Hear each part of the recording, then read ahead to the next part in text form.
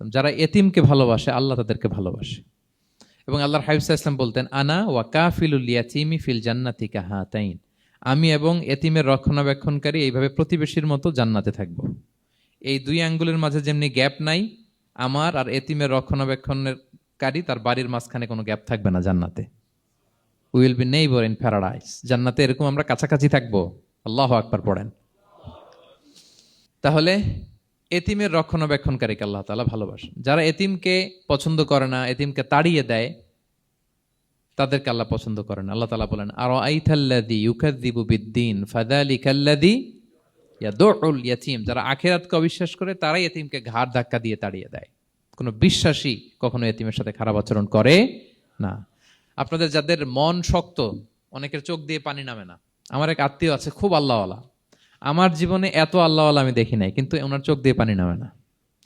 বারবার এসে আমারে বলে যে, মিজান কি করবো বলো, তুমি একটু মোনাজাত ধরো। আমার মনে আছে আমি ওনাকে নিয়ে মোনাজাত ধরতাম, তো ওনার কান্না আসে না চোখ দিয়ে।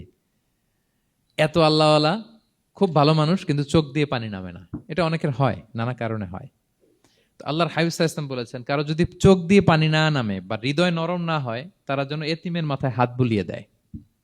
এক সাহাবী এসে বলেন, ইয়া রাসূলুল্লাহ, আমার হৃদয়টা বড় শক্ত, হৃদয় নরম হয় না। রাসূল সাল্লাল্লাহু আলাইহি ওয়াসাল্লাম বললেন, তাই?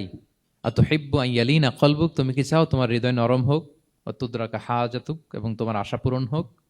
তিনি বললেন, হ্যাঁ। তখন রাসূল সাল্লাল্লাহু আলাইহি ওয়াসাল্লাম বললেন, ইরহামিল ইয়াতীম, এতিমের উপর রহম করো। ওয়ামসা আলা রাসি, এতিমের মাথায় হাত বুলিয়ে দাও। ওয়া আতইমহু মিন তুআমিক, তোমার খাবার এতিমকে খাওয়াও। তালিনু কলবুক, তোমার অন্তর নরম হবে। তুদরাকা হাজাতুক, তোমার ইচ্ছা পূরণ হবে।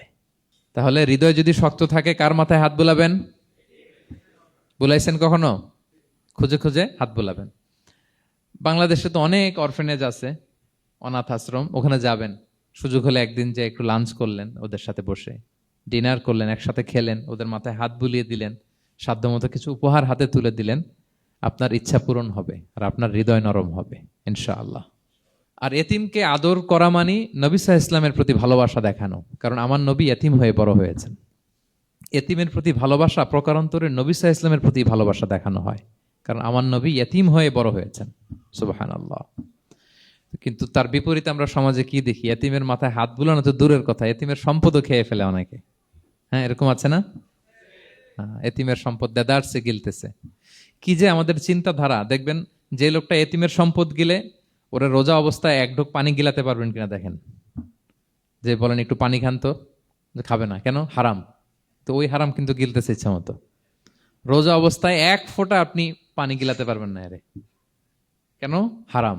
কিন্তু ওইদিকে ভাতিজার সম্পদ গিলতেছে দেদারসে। আল্লাহ বলেন, এটা ভাতিজার সম্পদ না, এটা তুমি জাহান্নামের আগুন পেটে ঢুকাচ্ছ। ইন্নাল্লাযীনা ইয়াকুলুনা আমওয়ালাল ইয়াতামা যুলমান ইন্নামা ইয়াকুলুনা ফি বুতুনিহিম নারা ওয়া সায়াসলাউনা সাঈরা। যারা এতিমের সম্পদ খায়, এটা সম্পদ না, এটা জাহান্নামের আগুন তুমি পেটে ঢুকাচ্ছ। সো এতিমের প্রতি যেন আমরা নমনীয় হই, তাদের মাথায় হাত বুলাই, তাদের জন্য খরচ করি, তাদের প্রতি যেন আমরা দয়াদ্র হই, কারণ আমার নবী এতিম অবস্থায় বড় হয়েছেন। Be a part of our vision.